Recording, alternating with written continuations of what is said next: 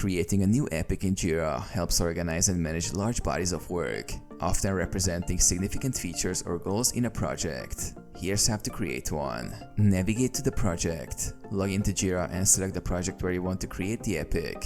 This is typically found under the Projects menu or your project dashboard. Access the backlog view. Click on the backlog link from the left side menu. This view allows you to manage and view all issues, including epics. Create a new epic. In the backlog view, find the epics panel on the left side. If it's not visible, you may need to expand it or use the Show or Hide option.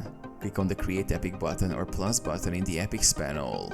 Enter epic details. In the dialog that appears, enter a name for the epic. This name should be descriptive of the large body of work it represents. Add a summary and description to provide more details about the epic's purpose and scope.